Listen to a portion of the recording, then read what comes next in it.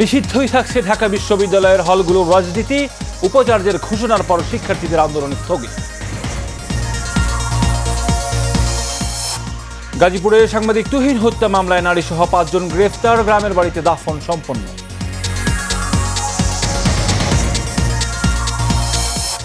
নির্বাচন বানচালের ষড়যন্ত্রে লিপ্ত আওয়ামী লীগ নাশকতা করতে কার্যালয় খুলেছে কলকাতায়।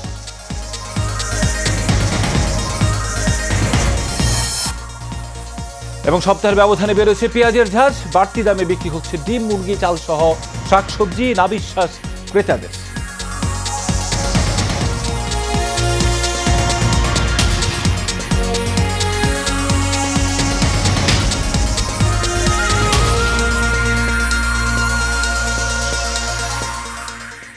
স্বাগত এশিয়ান সকালের সংবাদের সঙ্গে আছে আমি কাউসার আহমেদ। এতক্ষণ শুনছিলেন বিআরবি কেবল ইন্ডাস্ট্রিজ লিমিটেড সংবাদ শিরোনাম। এবার চলে যাচ্ছি বিস্তারিত সংবাদে। তীব্র আন্দোলনের মুখে ঢাকা বিশ্ববিদ্যালয়ের হলগুলোতে প্রকাশ্য গুপ্ত রাজনীতি নিষিদ্ধ ঘোষণা করেছে বিশ্ববিদ্যালয় প্রশাসন। এতে করে গত বছরের ১৭ জুলাই ছাত্র রাজনীতি নিষিদ্ধের যেই ঘোষণা সেটি বহাল রাখার সিদ্ধান্ত নিয়েছে প্রশাসন। শুক্রবার দিবাগত রাতে বিশ্ববিদ্যালয়ের উপাচার্যের উপস্থিতিতে এই ঘোষণা দেন প্রক্টর সাফুদ্দিন আহমেদ। এর আগে মধ্যরাত থেকেই আবাসিক হলগুলো থেকে শিক্ষার্থীরা জড়ো হয়ে বিক্ষোভ মিছিল ও রাজু ভাস্কর্যের পাদদেশ থেকে সমাবেশ শেষ করে উপাচার্যের বাসভবনের সামনে অবস্থান নেয়। অধ্যাপক সাইফুদ্দিন আহমেদ বলেন, গত বছরের ফ্রেমওয়ার্ক অনুযায়ী গুপ্ত ও প্রকাশ্য হল রাজনীতি নিষিদ্ধ ঘোষণা করা হলো। এদিকে বিশ্ববিদ্যালয় প্রশাসনের এই সিদ্ধান্তের পর উচ্ছ্বাস জানিয়ে হলে ফেরেন সাধারণ শিক্ষার্থীরা।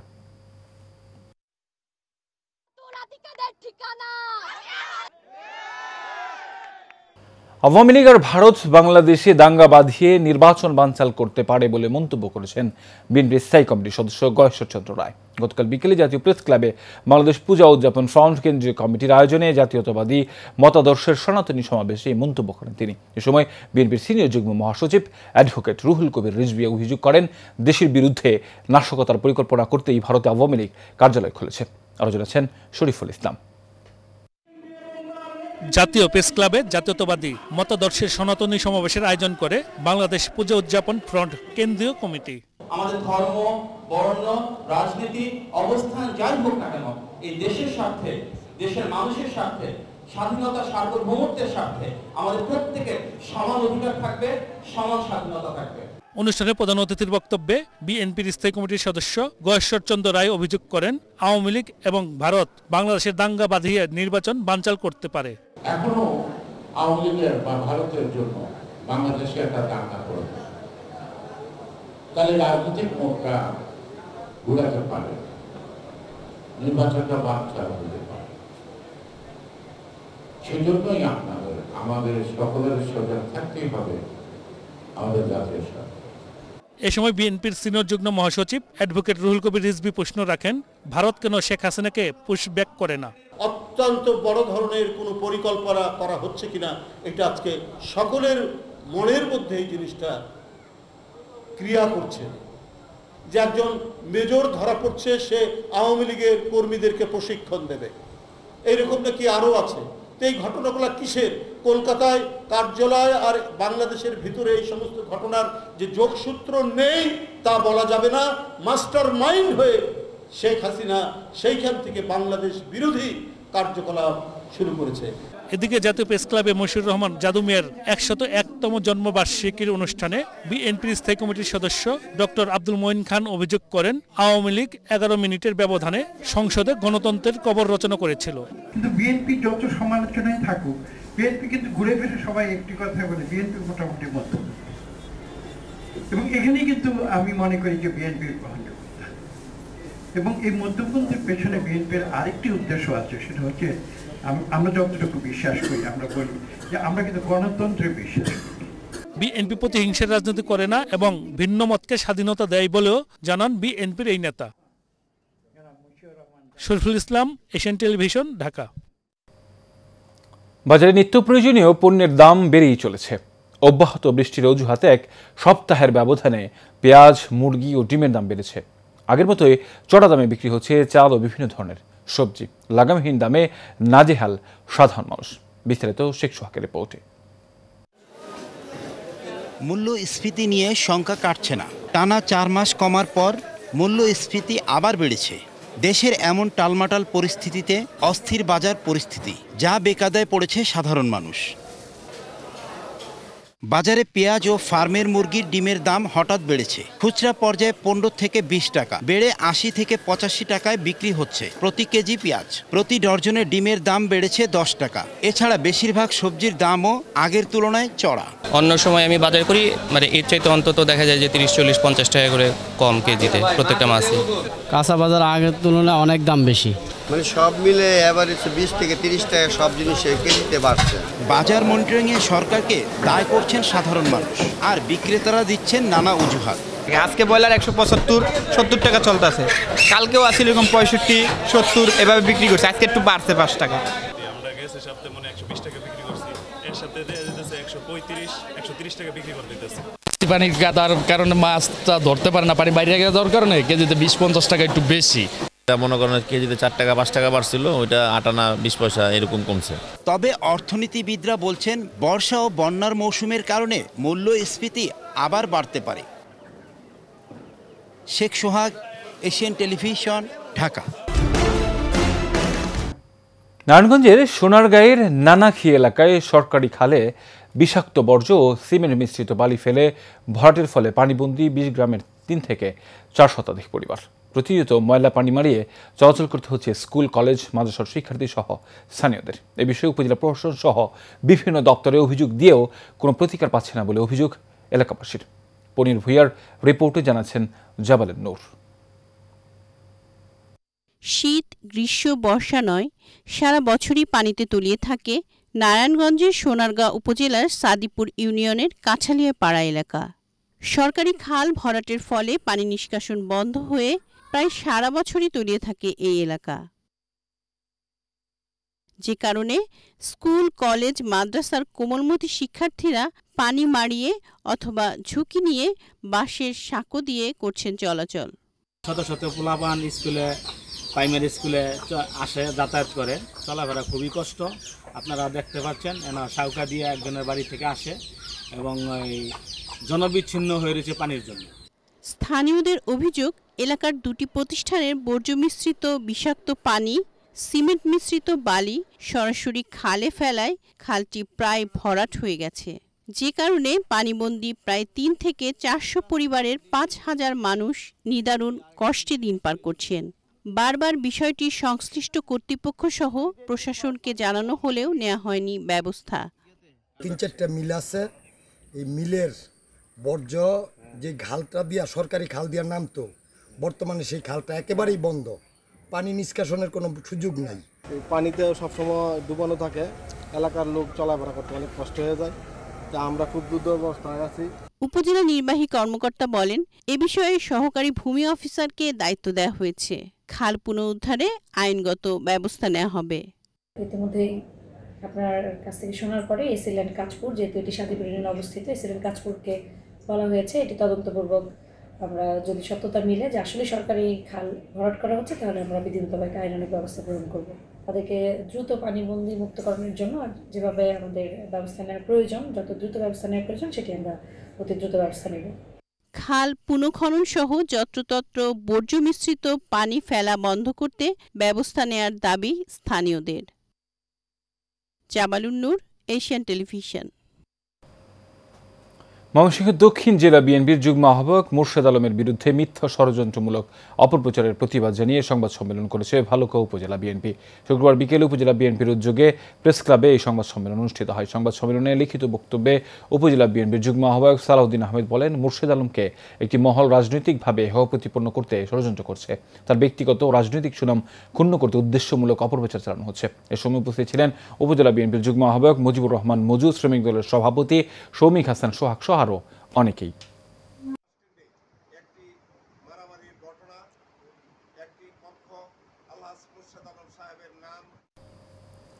নারায়ণগঞ্জের রূপগঞ্জে দাউদপুর ইউনিয়ন বিএনপির অঙ্গ ও সহযোগী সংগঠনের আয়োজনে বর্ধিত সভা, প্রাথমিক সদস্য নবায়ন ও নতুন সদস্য সংগ্রহ কর্মসূচির উদ্বোধন করা হয়েছে। শুক্রবার বিকেলে উপজেলার জিন্দা পার্ক স্কুল মিলনায়তনে দাউদপুর ইউনিয়ন বিএনপির সভাপতি অ্যাডভোকেট হেলাল উদ্দিন সরকারের সভাপতিত্বে এবং সাধারণ সম্পাদক শফিকুল ইসলাম ভূঁইয়ার সঞ্চালনায় প্রধান অতিথি ছিলেন রূপগঞ্জ উপজেলা বিএনপির সভাপতি অ্যাডভোকেট মাহফুজুর রহমান হুমায়ুন। বিশেষ অতিথি ছিলেন উপজেলা বিএনপির সাধারণ সম্পাদক মোহাম্মদ বাসির উদ্দিন বাচ্চু। সভায় আর উপস্থিত ছিলেন দাউদপুর ইউনিয়ন বিএনপির সিনিয়র সহ সভাপতি আহসানুল্লাহ মাস্টার, ইউনিয়ন ছাত্র দলের সাবেক সভাপতি ইসহাক সরকার সহ স্থানীয় নেতাকর্মীরা।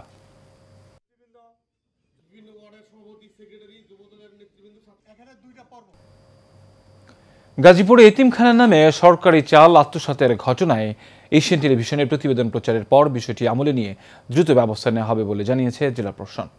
জেলা ত্রাণ ও পুনর্বাসন কর্মকর্তা মোহাম্মদ আউলাদ হোসেন জানান, পুবাইলের পাঠানবাড়ি কাশিমুল উলুম মসজিদ ও এতিমখানার নামে ভুয়া কমিটি করে 1 টন চাল উত্তোলন করেন সভাপতি আতাউর রহমান পাঠান, সুজন পাঠান ও আব্দুল কাইয়ুম মাসুম পাঠান। তদন্তে ভুয়া কমিটি ও ভুয়া কাগজপত্রের মাধ্যমে এই বরাদ্দ নেওয়ার প্রমাণ মিলেছে। জেলা প্রশাসকের নির্দেশে তাদের কাছ থেকে 1 টন চালের মূল্য বাবদ 56,390 টাকা ফেরত দেওয়া হয়েছে। তবে প্রচারণার দায়ে ও মিথ্যা কাগজপত্র দেওয়ার অভিযুক্তদের বিরুদ্ধে আইনগত ব্যবস্থা নেওয়া হবে বলেও জানান তিনি।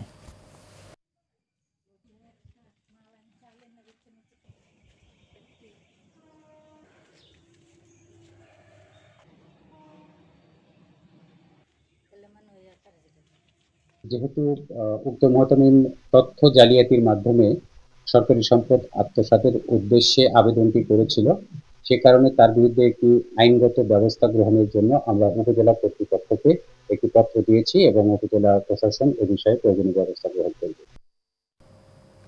আগামী নির্বাচনে বিএনপি ক্ষমতা এলে দেশের প্রান্তিক কৃষকদের জন্য কৃষি কার্ড চালু করা হবে বলে জানিয়েছেন জাতীয়তাবাদী কৃষক দলের কেন্দ্রীয় সাধারণ সম্পাদক শহীদুল ইসলাম খান বাবুল। শুক্রবার বিকেলে ফরিদপুরের সদরপুর উপজেলার চরমানাইর ইউনিয়ন পরিষদ চত্বরে ইউনিয়ন বিএনপি আয়োজিত এক কর্মী সম্মেলনে প্রধান অতিথির বক্তব্যে এই কথা বলেন তিনি। উপজেলা বিএনপির যুগ্ম আহ্বায়ক আব্দুর রাজ্জাক খানের সভাপতিত্বে সম্মেলনে উপস্থিত ছিলেন উপজেলা বিএনপির সাবেক সভাপতি গোলাম রাব্বানী, আহ্বায়ক কাজী বদরুজ্জামান বদু, সদস্য সচিব তরিকুল ইসলাম কবির মোল্লা সহ আরও অনেকেই। ভারী বর্ষণের ফলে কাপ্তাই লেকের পানি বিপদসীমা অতিক্রম করে বন্যা হওয়ায় বসত বাড়িতে পানিবন্দী হয়ে থাকা লংদু উপজেলার পরিবারগুলোর পাশে দাঁড়িয়েছে লংদু উপজেলা বিএনপি। শুক্রবার সকাল থেকে উপজেলার মাইনি ইউনিয়নের 5 শতাধিক পরিবারের মাঝে ত্রাণ সামগ্রী বিতরণ করে তারা। এ সময় উপজেলা সদরের বিভিন্ন আশ্রয় কেন্দ্রে এগুলোতে ত্রাণ দিয়ে ট্রলারের মাধ্যমে বাড়ি বাড়ি গিয়ে শুকনো খাবার পৌঁছে দেন তারা। ত্রাণ বিতরণে উপজেলা বিএনপির সভাপতি তোফাজ্জল হোসেন, সাধারণ সম্পাদক আবুল কালাম আজাদ, যুগ্ম সম্পাদক আব্দুল হালিম সহ আর অনেকেই এ সময় উপস্থিত ছিলেন।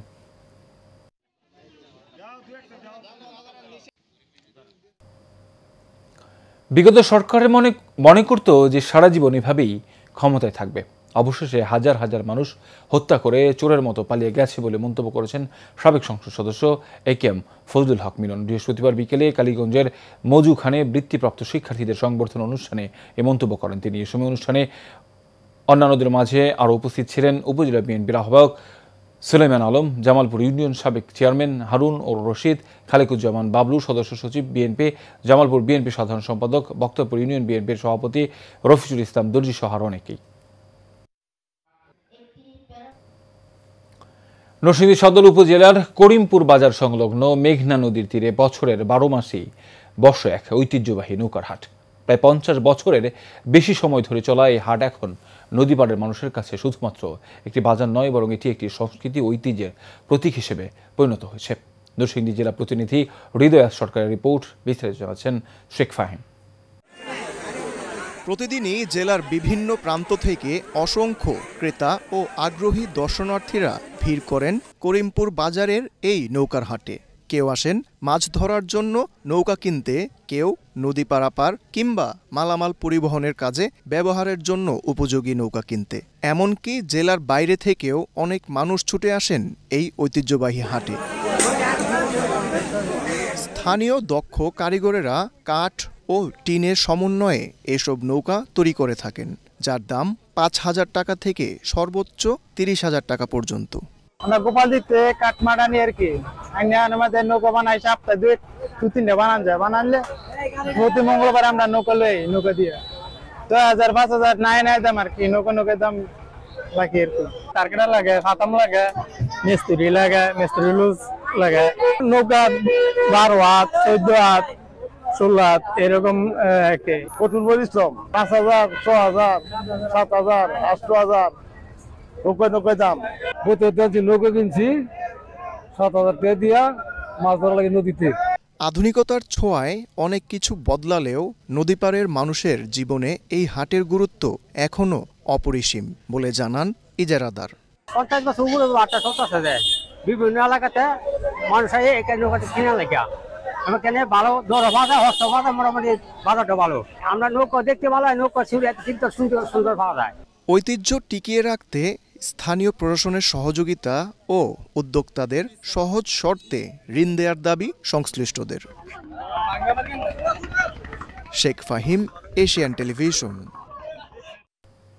নোয়াখালীর সুবর্ণচর উপজেলার চরবাচা ইউনিয়ন বিএনপি যুগ্ম সম্পাদক আবু বকর সিদ্দিক মিজান মাঝিকে আইন শৃঙ্খলা বাহিনীর পরিচয়ে হাত পা ও চোখ বেঁধে তুলে নেওয়ার প্রতিবাদে মানববন্ধন ও বিক্ষোভ মিছিল করেছে স্থানীয় এলাকাবাসী ও ব্যবসায়ীরা। শুক্রবার দুপুরে উপজেলার ভুইয়ারহাট বাজারে এই মানববন্ধন ও বিক্ষোভ মিছিল অনুষ্ঠিত হয়। এর আগে বৃহস্পতিবার দিবাগত গভীর রাতে আবু বকর সিদ্দিক মিজান মাঝিকে তার নিজ বসত ঘর থেকে কোস্ট গার্ডের সদস্যরা তুলে নেওয়ার অভিযোগ ওঠে।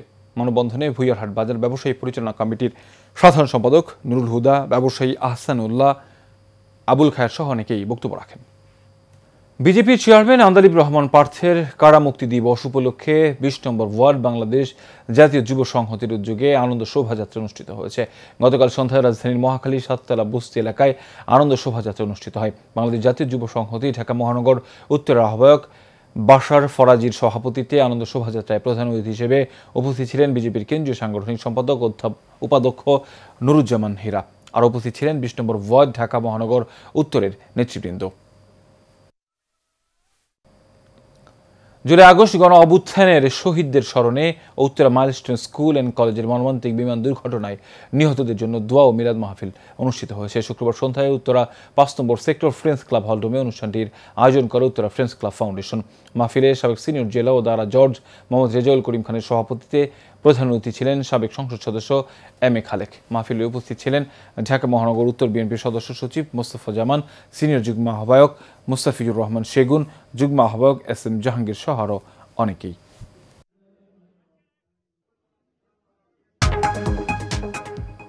এবার জানাবো বাণিজ্য সংবাদ। বাংলাদেশ বিনিয়োগ উন্নয়ন কর্তৃপক্ষ এবং সুয়েজ কন্ট্রাক্টের স্থানীয় অর্থনৈতিক উন্নয়ন প্রকল্প প্রবৃদ্ধির যৌথ উদ্যোগে মিউনিসিপ্যাল সক্ষমতা সূচক এক ভূমিকার শীর্ষক কর্মশালা অনুষ্ঠিত হয়েছে। বৃহস্পতিবার বিডার মাল্টিপারপাস হলে আয়োজিত এই কর্মশালার মূল লক্ষ্য ছিল এমসিআই জরিপের ফলাফল উপস্থাপন, বিশ্লেষণ এবং বাংলাদেশের স্থানীয় পর্যায়ে ব্যবসায়িক পরিবেশ তুলে ধরা। অনুষ্ঠানে প্রধান অতিথি ছিলেন বিডা ও বেজো নির্বাহী চেয়ারম্যান চৌধুরী আশিক মাহমুদ বিন হারুন এবং সভাপতিত্ব করেন বিডার নির্বাহী সদস্য শাহ মোহাম্মদ মাহবুব। এছাড়া বিশেষ অতিথি ছিলেন বিডার নির্বাহী সদস্য মোহাম্মদ মুখলিসুর রহমান এবং সুইস কন্ট্রাক্টের প্রবৃদ্ধি প্রকল্পের টিম লিডার মার্কাস এহমান। গাজীপুরের কালিয়াকুড়ে ডাইনকিনি চন্দ্রা মোড়ে খুচরা পণ্যের ব্র্যান্ড স্বপ্ন শপের নতুন শাখার উদ্বোধন করা হয়েছে। উদ্বোধনী অনুষ্ঠানে প্রধান অতিথি ছিলেন সৈয়দ তানভীর হোসেন রিজভী। এতে বিশেষ অতিথি ছিলেন স্বপ্নের zonal manager of operation Mohammad Sajjad Hossain Chowdhury. শাখার ফ্রাঞ্চাইজি মালিক মোহাম্মদ রাশিদ খান জানান, আধুনিক ও মানসম্পন্ন পণ্য সরবরাহের মাধ্যমে ক্রেতাদের আস্থা অর্জন করাই তাদের লক্ষ্য। উদ্বোধন উপলক্ষে স্থানীয় ক্রেতা ও আগত অতিথিদের জন্য বিশেষ ছাড় ও অফারের আয়োজন করা হয়।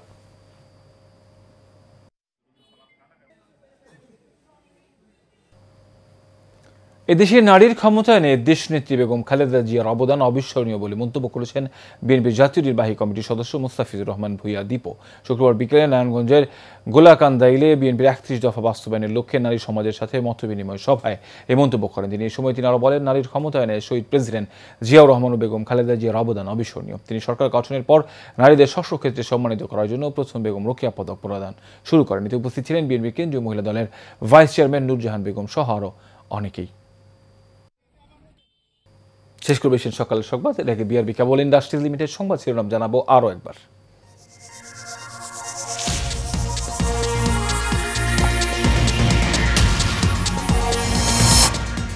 নিষিদ্ধই থাকছে ঢাকা বিশ্ববিদ্যালয়ের হলগুলোর রাজনীতি, উপাচার্যের ঘোষণার পর শিক্ষার্থীদের আন্দোলন স্থগিত। গাজীপুরে সাংবাদিক তুহিন হত্যা মামলায় নারী সহ 5 জন গ্রেফতার, গ্রামের বাড়িতে দাফন সম্পন্ন।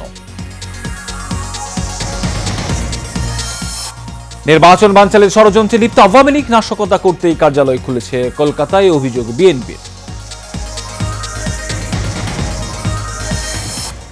এবং সপ্তাহের ব্যবধানে বেড়েছে পেঁয়াজের ঝাঁজ, বাড়তি দামে বিক্রি হচ্ছে ডিম, মুরগি, চাল সহ শাকসবজি, নাবিশ্বাস ক্রেতাদের।